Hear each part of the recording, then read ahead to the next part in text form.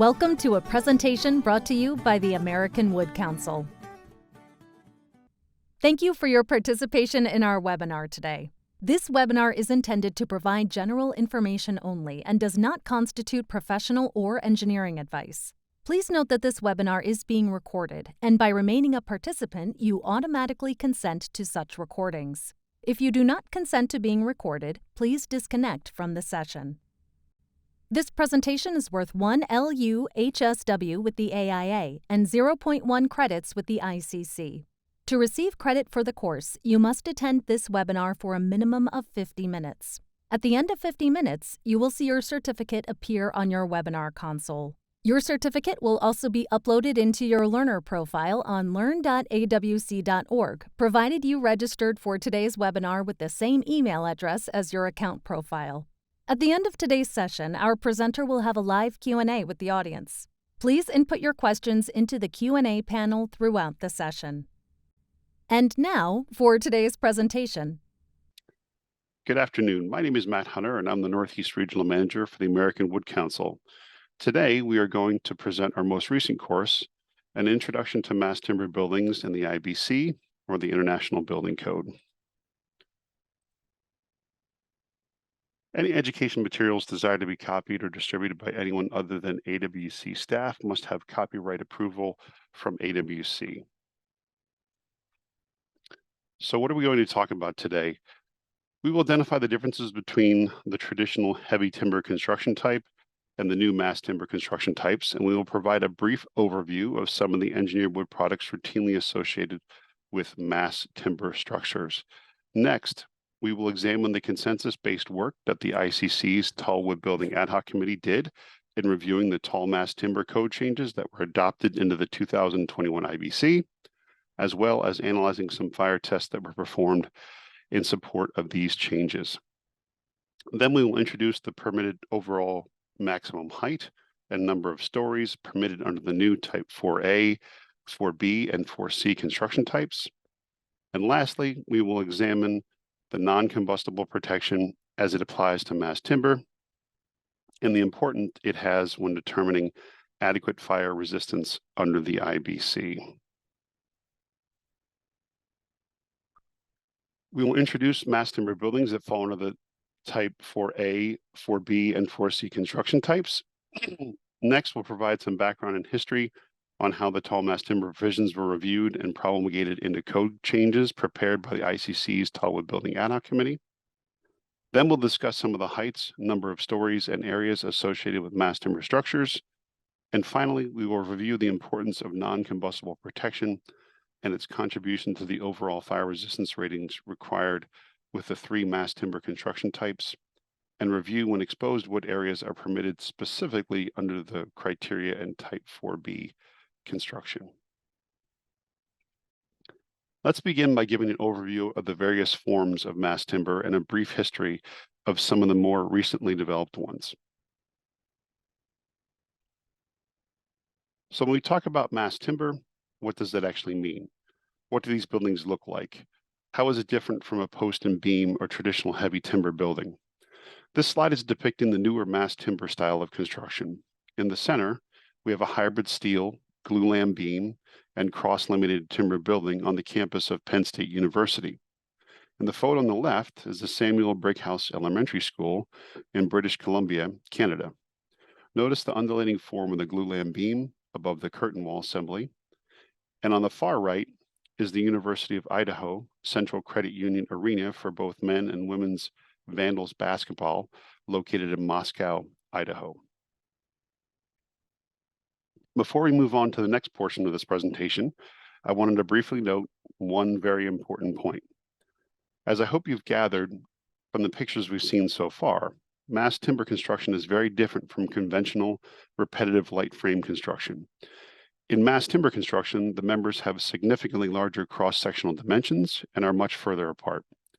Also, there tends to be fewer concealed spaces, and these spaces are required to be protected if they are combustible. Consequently, the structural designs and response to fire of a mass timber building are significantly different from how a repetitive light frame structure would be affected. These inherent differences provide the basis of historical prescriptive provisions for Type 4 HT construction, as well as for the new mass timber construction types 4A, 4B, and 4C. The concept of mass timber, or tall wood buildings, is not a new one. Many of these older buildings, including the examples shown here, have still not reached the end of their service life. These historical timber buildings were constructed using solid sawn heavy timber beams and columns. Exterior walls of these buildings are non-combustible and typically associated with masonry construction. And with a few exceptions, they were typically built in a manner that did not result in concealed spaces within floors and walls. This type of construction is now prescriptively addressed in the IBC as Type 4-HT. The photo on the left is the historic Butler Building in Minneapolis, St. Paul, and it is a 9-story post and beam heavy timber building. On the right, we have an in-progress photo of the iconic Brock Commons building, which at the time was the tallest mass timber building in North America and is currently in use as student housing on the campus of the University of British Columbia in Canada. It has a concrete podium with reinforced concrete stairway and elevator hoistway shafts and 17 stories of glulam and CLT floor ceiling panels. We'll take a look at the video that documents its construction on the next slide. So this is the 18-story Brock Commons building in British Columbia. Again, as we mentioned previously, it's student housing. So it has a reinforced concrete podium on the base floor. You can see the two structures there that are reinforced concrete are stairway shafts and also elevator hoistway shafts. They use these to provide seismic performance and lateral resistance for this particular project. You can see the description and the sizes of the glulam columns that support the cross-limited timber floor and ceiling assembly, and some data as the slideshow progresses about how much time it takes to install each individual column, and the crews installing the panels on top of the columns. The construction speed here is annotated here on the slide, about 2 floors per week. There's no waiting for concrete to cure or reach structural strength. Time period 7, 14, 20 days, et cetera, for concrete. And it goes together pretty quickly. A very, very small crew is typically required for these projects. You see the crane operator there is picking them right off of the trucks. It's very typically quiet associated with these jobs, not as much noise as conventional construction. And everything, all the panels are CNC machined from the assembly plant, from the manufacturing plant. So there's very, very little waste. And you can see the speed of construction there. Approximately 2,233 cubic meters of wood were used. And these have significant positive impacts about sequestering carbon and carbon dioxide benefits. So just a really, really innovative and interesting project. And this is no longer the tallest structure in North America. There's some other projects that we'll take a look at during the presentation. So mass timber is a term that is used to describe wood products and built-up assemblies having large dimensions and substantial mass. This is a list of those elements often associated with mass timber, if they are large enough to be in compliance with the minimum size requirements for heavy timber as specified in Table 2304.11 of the 2021 and 2024 editions of the IBC. Mass timber is a separate building system, was really born because of one new product, cross-limited timber, or CLT. CLT represents a paradigm shift in wood construction because of the new structural and fire resistance characteristics it represents. Never before have we contemplated solid wood floor and wall sections used in a similar manner as concrete walls and floors. CLT is typically dimension lumber, 2x lumber, laminated in a crosswise fashion, layer upon layer, to make solid wood floor, wall, and roof panels up to 20 inches thick and 60 feet long. What has been used so far is typically more like you see here, panels between 6 and 9 inches thick. CLT panels are typically fabricated in odd number of laminations, 3, 5, 7, 9 plies, etc. This slide provides a brief summary of the history of CLT. The first patent for CLT was obtained in France in 1985. The first constructed projects occurred in Switzerland and Germany in 1993. In 1995, press technology developed, making manufacturing easier and more precise. Multi-story applications came in 1998 with a residential building in Styria, Austria. Between 2000 and 2010, European builders expanded their use of CLT and mass timber significantly. For example, due to regulatory programs promoting green and sustainable construction, England has seen a tremendous increase in the use of mass timber construction with over 500 buildings built to date.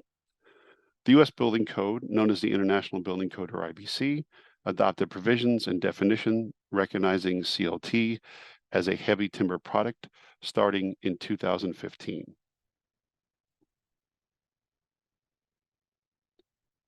Another type of mass timber which has been used for several decades is glue laminated timber, also known as GLT or glulam. Glue laminated timber beams meeting the minimum dimensions can be used in heavy timber or type 4 HT construction and the mass timber construction types as well. Standard widths of glulam members can exceed 12 inches and standard depths can be up to 60 inches or 5 feet. Glulam members are constructed with smaller dimensional lumber, typically nominal 2x lumber, which are adhered to each other using heat-resistant exterior grade structural adhesives. In glulam, all the laminations are oriented such that they are parallel to one another. Glue laminated members are typically used for flexural applications, for example, beams and girders, or compression applications such as posts and columns. However, they may be used in tension applications too. Well, you can see some structural similarities with the student housing building project at Brock Commons. The Ascent project exceeded the prescriptive limits for tall mass timber in the 2021 IBC. The Ascent project has a 6-story concrete podium or pedestal, and then 19 stories of glulam columns with CLT floors and ceilings. Currently, the Ascent building is the tallest mass timber structure in the world. Now let's discuss the critical role the ICC's Tallwood Building Ad Hoc, or TWBAH for short, had in reviewing the mountains of data required for the code change proposals associated with mass timber buildings. The TWBAH was a balanced committee that was intended to develop consensus by input from experts throughout the country, starting with experienced building and fire officials, leading structural and fire protection engineers, fire protection experts, including some leading fire protection engineers and consultants, and finally, representatives from all building material and construction-related industries. The meetings were open and participated in by any interested parties, including participation in work groups.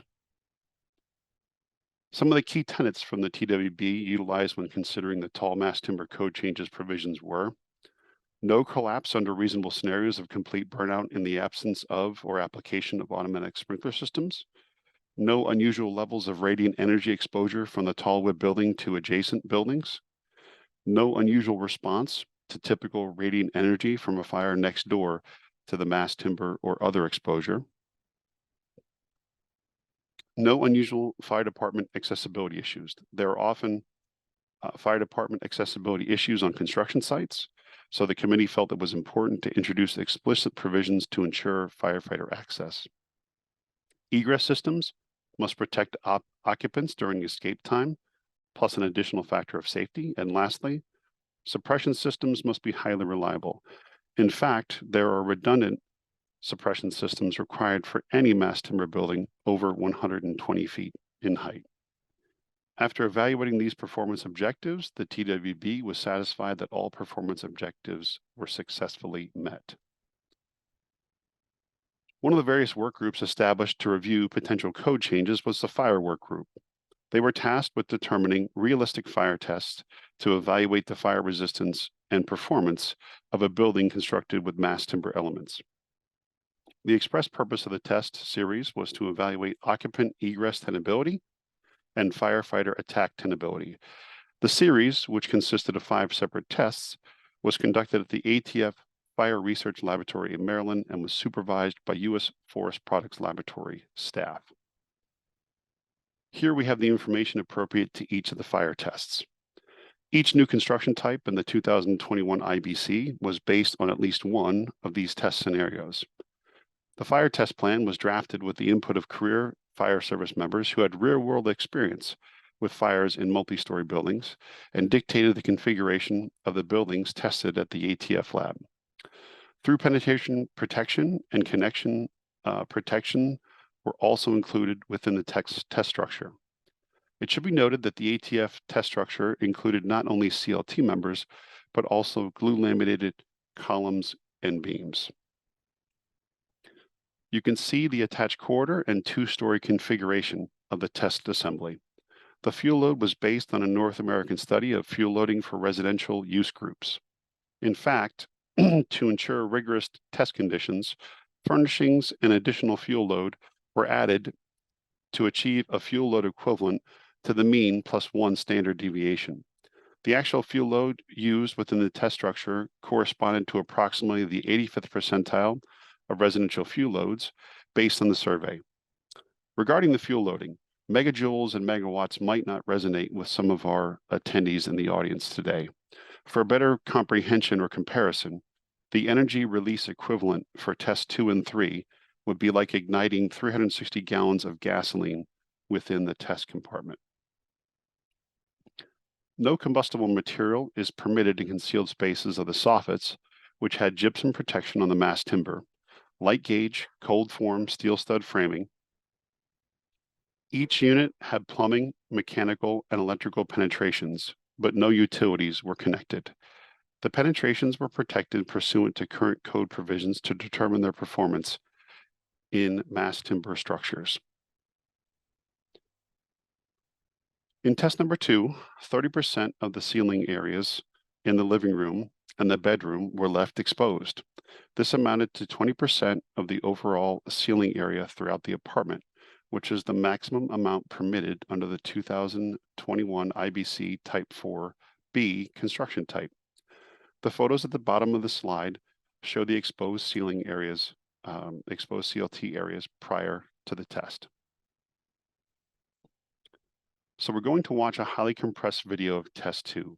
Remember that test 2 was the one with the exposed portion of mass timber on the ceiling. The test lasted for 4 hours, but this is a time-lapse video which compresses that down into about 3 minutes.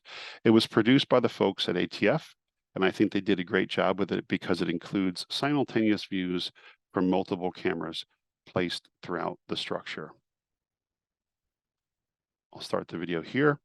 Here you can see the multiple camera angles. You can see the fire service in fully protected gear entering the compartment. They're going to be igniting a gasoline-soaked rag in the same location for all the tests, which would be in the lower base cabinet area in the kitchen. So the kitchen and the living room are combined, and the bathroom and the bedroom are combined as well. And there's a demising wall between those two spaces with gypsum wallboard and light gauge steel studs. So you can see our fire service are about to ignite the gasoline soaked rag. And I'll speed things up here in the interest of time. So it should be noted that just the contribution of the fuel from the base cabinets was enough to ignite the upper cabinets, and the combination heat release from the lower and upper cabinets is enough to cause flashover conditions in the great room compartment. So we're approaching flashover in the living room at approximately 12 to 13 minutes. You can see the flames rolling on the ceiling there, and this will ensure the temperatures in the compartment reach flashover, which is measured 1 foot from the ceiling and 600 degrees C. Speed this up a little bit.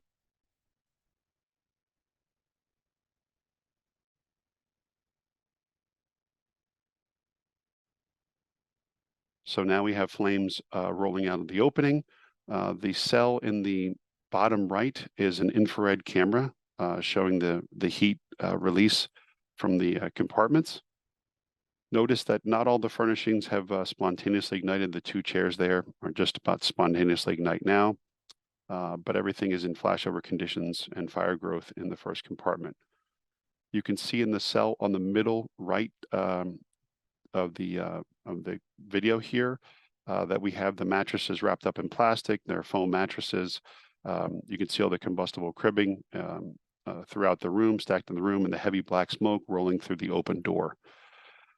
This door opening is going to allow enough heat and smoke into the joint bedroom and bathroom compartment to cause flashover conditions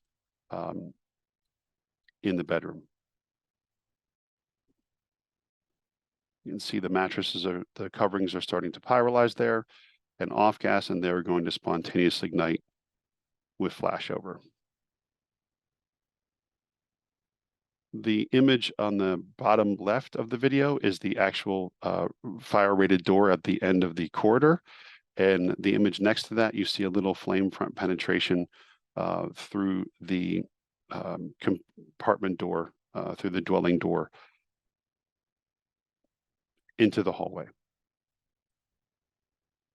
So I'm going to speed this up.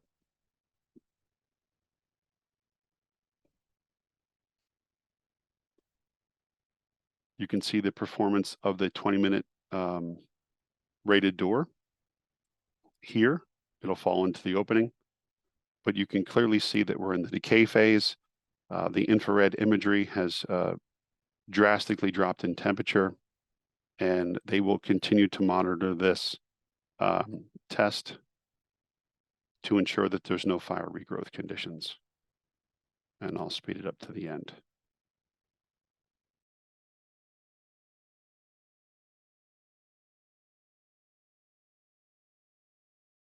Here are the still shots from test 2.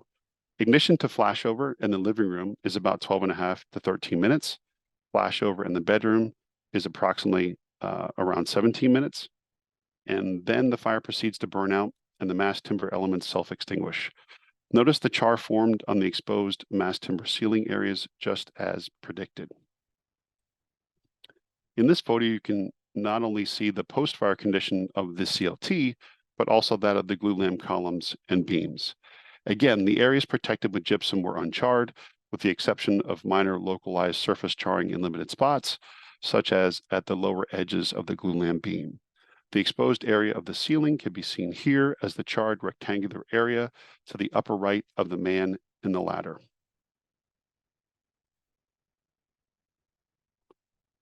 Just like for test 4, in test 5, all mass timber surfaces were fully exposed in both the bedroom and living room. The sprinklers were purposely prevented from activating normally, then were manually charged 23 minutes after the time at which the automatic sprinklers activated in test 4. This simulated a scenario in which the sprinklers failed to activate automatically, but are then manually charged at the fire department connection by the fire service upon their arrival at the scene. Flashover conditions were reached in the kitchen, and the bedroom was very near reaching flashover. Within 7 minutes of manually charging the sprinklers, the fire went from a fully developed stage to being effectively suppressed, as can be seen in the lower right photo. Some data on flashover time, performance of the compartment door, and sprinkler activation times are listed in this table. The full report was published by the U.S. Forest Products Lab in 2018 and is available on their website at the UL address shown here. All the fire tests were recorded on video, and these videos are available for free public viewing. Now let's review these new construction types. Specifically, they are types 4A, 4B, and 4C. I'll explain what each of these are and the prescriptive provisions associated with each. A new definition was created to define mass timber. It is based on the same minimum cross-sectional dimensions as traditional heavy timber. The minimum dimensions for heavy timber are located in table 2304.11. This slide is providing information on the minimum sizes necessary to be considered mass timber. Details are found in IBC sections 2304.11 and 602. Here is IBC table 601 showing the new columns for the 3 new types of construction. Notice that the fire resistance rating requirements for type 4A are exactly the same as those for type 1A. This is not a coincidence. Even though mass timber is combustible, it has to meet the same stringent fire resistance of the traditional non-combustible construction types.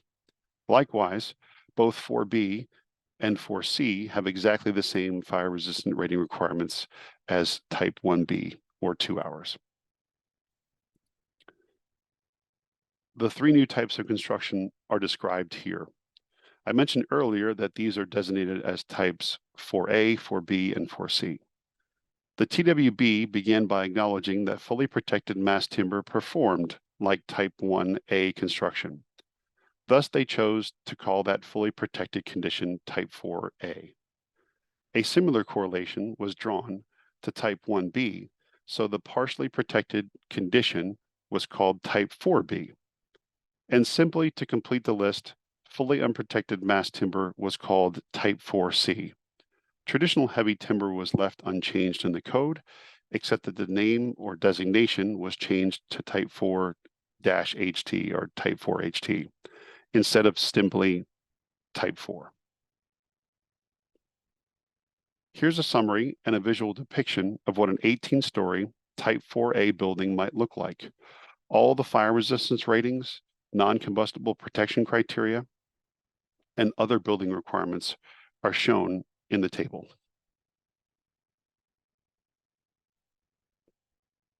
And here we are depicting a 12-story type 4B building with the applicable fire resistant rated and building criteria listed in a similar table.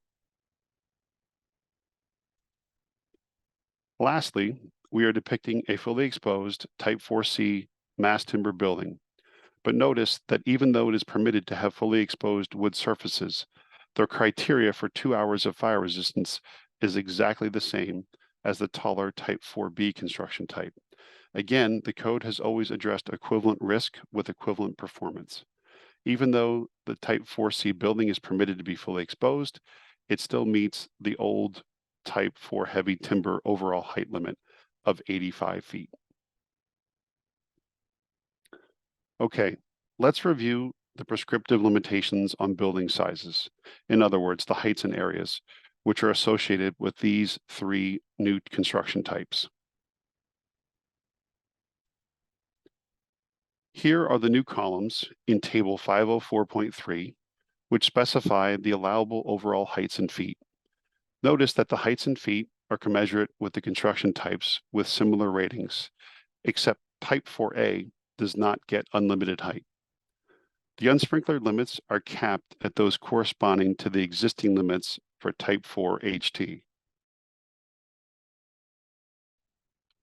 The TWB decided that type 4A should be somewhat taller than type 4B.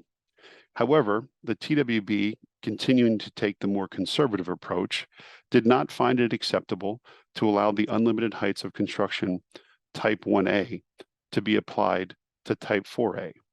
Instead, a multiplier of up to 1.5 times the height of type 4B construction was utilized. Here's an excerpt from the table which specifies allowable building heights in stories for the three new construction types. Notice that the unsprinklered height limitation for any occupancy is equivalent to the existing code height permitted for heavy timber. The code work group established a relationship between types 1B and 4B, and then between types 1A and 4A. Then the TWB examined each cell for efficacy and reason, and adjustments were made accordingly. Here's an excerpt from the allowable areas table. Since both types 1A and 1B are mostly unlimited areas, the TWB committee looked to existing type 4HT as a basis for area limits. The committee developed a relationship for each of the new types of construction. You can gain valuable insight into these and other code changes by reading the code commentary for each ICC publication. Again, the group looked at each occupancy type, risks, consequences, etc. Based on those assessments, professional judgment was applied to each cell, and the table is the result. It should be remembered that these are the per story allowable areas. In a multi-story building, the per story area in the SM or sprinklered multi-story value area can be multiplied by 3 to get an allowable building area.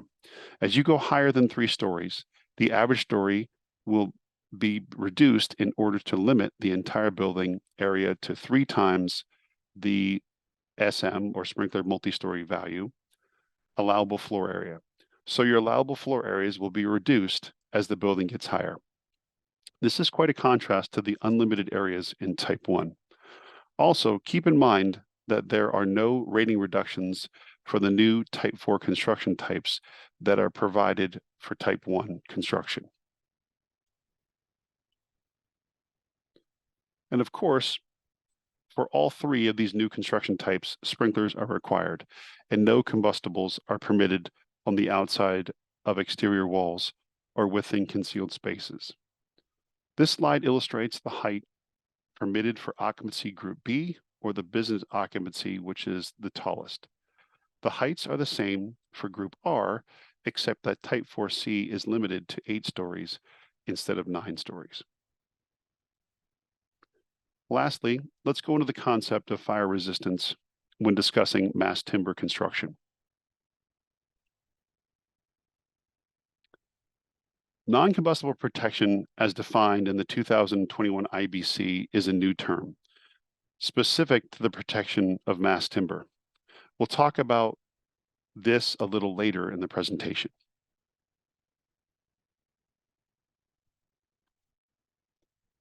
First, let's go into a little detail about something here.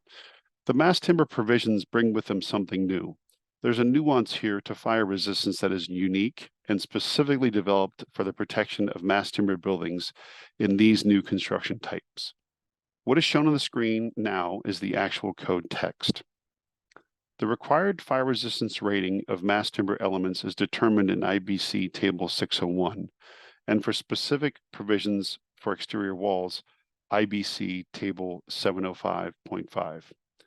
The portion of the fire resistance from the mass timber itself is determined in accordance with Section 703.2, which provides 3 methods.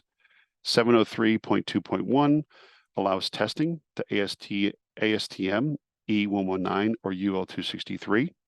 703.2.2 allows the use of analytical methods such as NDS Chapter 16 or the FDS Chapter 3. And 703.2.3 allows the use of approved alternative methods.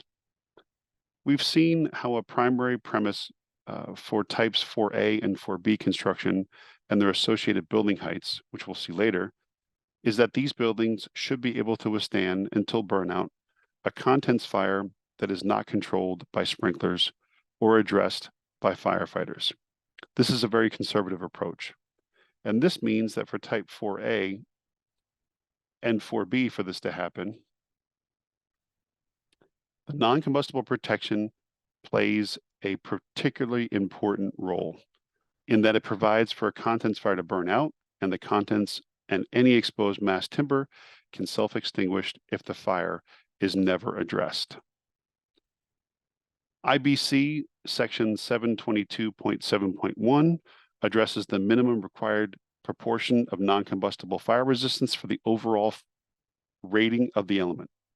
That is to provide 2/3 of the fire resistance rating by the non-combustible protection. Here the code is explicit about how the fire resistance is accomplished. Simply the addition of the calculated fire resistance of the mass timber element itself to the fire resistance rating of the non-combustible protection. The code is going to provide minimums and assign quantities that can be added. The fire resistance protection required to be provided by non-combustible protection is specified in the new table 722.7.1 as shown at the top of the slide.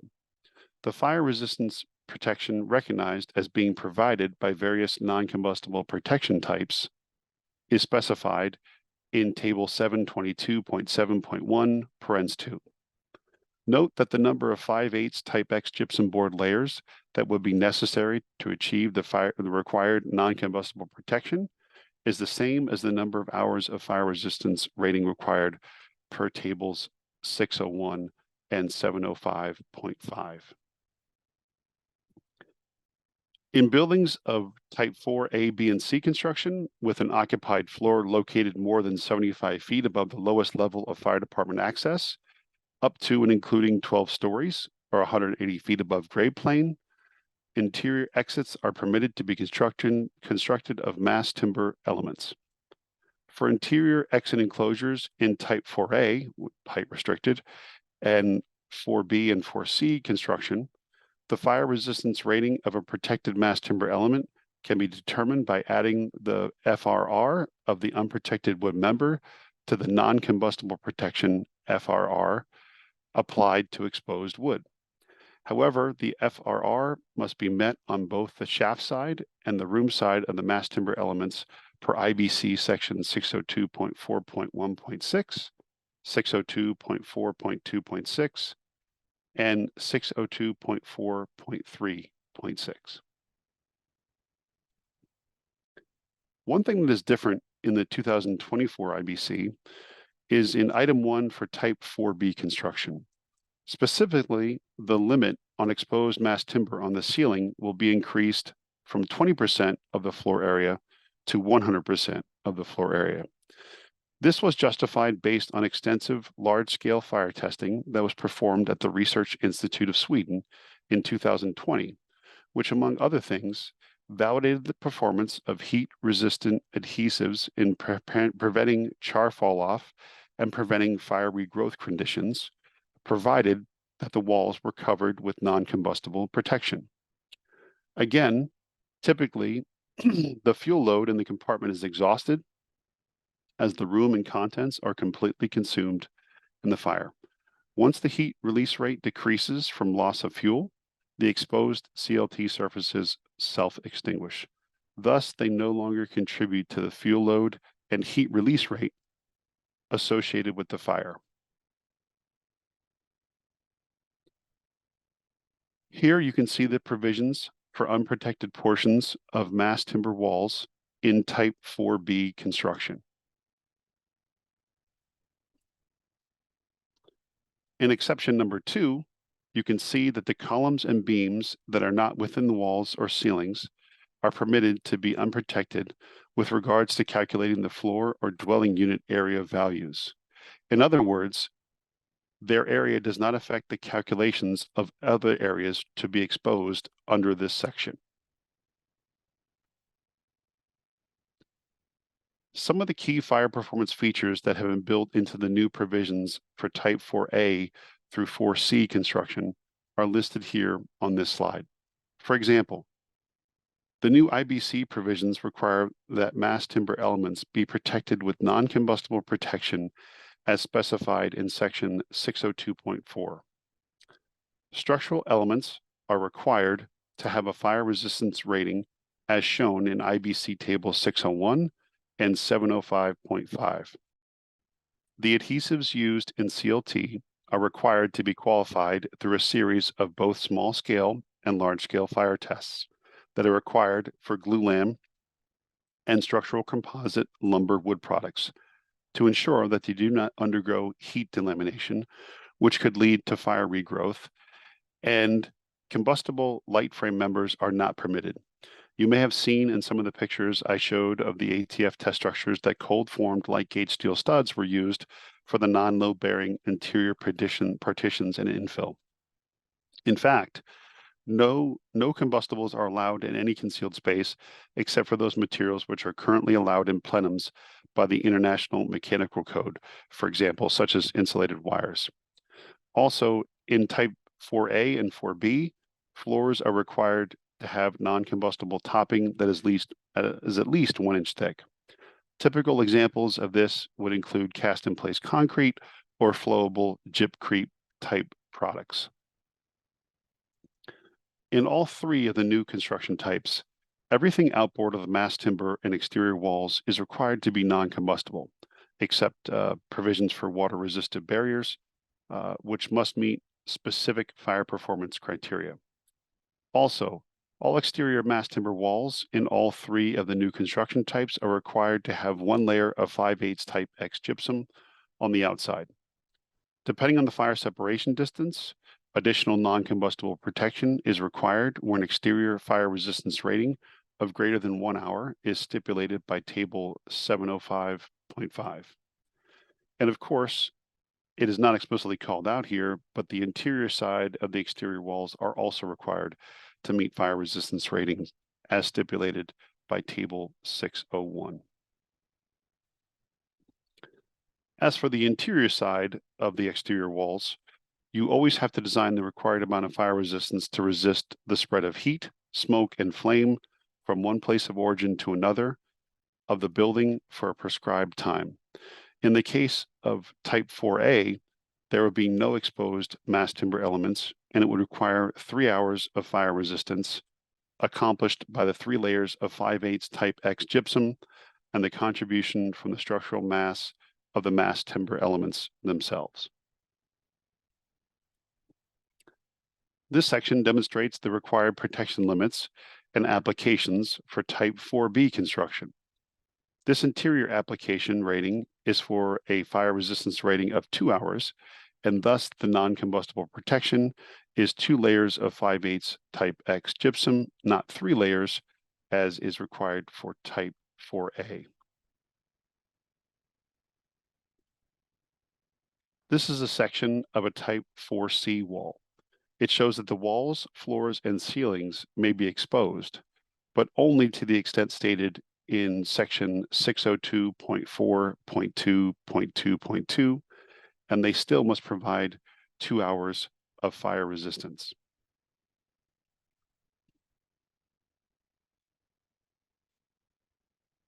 To wrap up, we would like to provide some resources for you to assist you with your understanding of mass timber in the International Building Code. Here are the code sections that are applicable to the tall mass timber provisions in the IBC. For a more in-depth review of the code sections listed here, please see the IBC code commentary.